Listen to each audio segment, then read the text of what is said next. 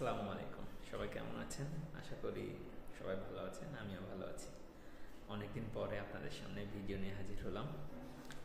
ভাবলাম যে আজকে একটা নতুন কিছু আপনাদেরকে শেয়ার করি। নতুন কিছু বলতে আর কি, আমার এখানকার যে স্টুডেন্ট অ্যাপার্টমেন্টটা আছে সেই সম্পর্কে আর কি একটু আপনাদেরকে জানাই।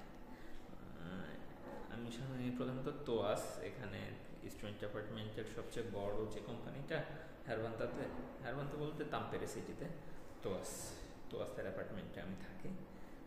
ভাবলাম যে আপনাদেরকে একটু শেয়ার করি যে এখানকার স্টুডেন্ট অ্যাপার্টমেন্টগুলো কেমন হয়। আশা করি সবাই একটু আগে থেকে ইনফরমেশন পাবেন তাম্পেরে বা ফিনল্যান্ডে আসার আগে, যে ওখানে গিয়ে আমি কেমন অ্যাপার্টমেন্ট পেতে পারি, কেমন থাকার জায়গাটা হতে পারে। আশা করি সবার উপকার হবে। আসুন শুরু করা যাক তাহলে। প্রথমে যদি আমি এন্ট্রি থেকে শুরু করি, এটা সকল অ্যাপার্টমেন্টের এন্ট্রি গেট। ফিনল্যান্ডে আর কি ডাবল দরজা থাকে, মেবি হয়তো উইন্টারের জন্য অথবা সাউন্ড প্রুফিংয়ের জন্য। আশা করি আপনারা বুঝতে পারছেন। এখানে আর কি শু র্যাক থাকে, আমাদের শু র্যাক নাই, আমরা নিচে রেখেছি। ঢোকার পরে আর কি আমাদের এখানে কিচেনটা আছে, কিচেন এবং ডাইনিং স্পেসটা। বাই দ্য ওই যে ওখান থেকে আমার ক্যাম্পাস দেখা যায়, এটা কিন্তু আমার ইউনিভার্সিটি ক্যাম্পাস। আচ্ছা, এটা হচ্ছে আমাদের কিচেন। কিচেনে একটা মাইক্রো ওভেন বাই ডিফল্ট থাকেই, তারপরে স্টোভ তো থাকে এবং একটা গ্রিল স্পেস আছে, একটা ফ্রিজ থাকে বাই ডিফল্ট। আর আমাদের এন্ট্রির পাশে আর কি ওয়াশরুমটা, এটা দেখানোটা কেমন হবে জানি না, তা ভাবলাম যে দেখিয়ে দিই। ওয়াশরুমটা মোটামুটি সুন্দর ওয়াশরুম।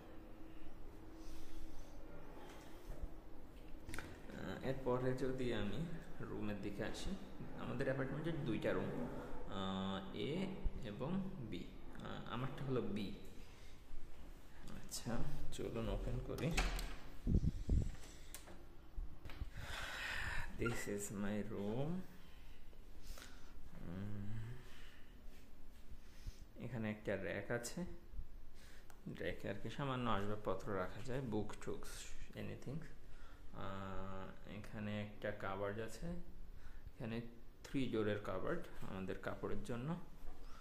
আর যদি এই পাশে দেখি, এখানে একটা স্টাডি টেবিল আছে, নিচে ড্রয়ার আছে এবং একটা সিঙ্গেল বেড, অনেক চিকন বেড, যেটাতে রীতিমতো আমাদের থাকতে একটু কষ্টই হয়।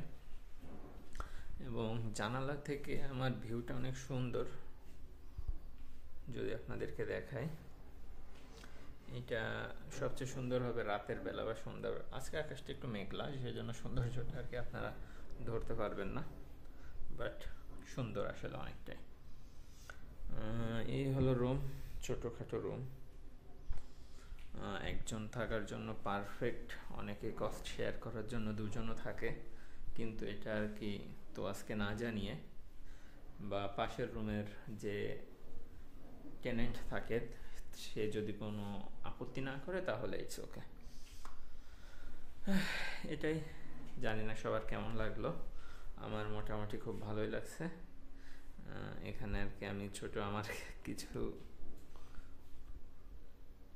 প্রিয় স্টাফ আমি এখানে রেখেছি।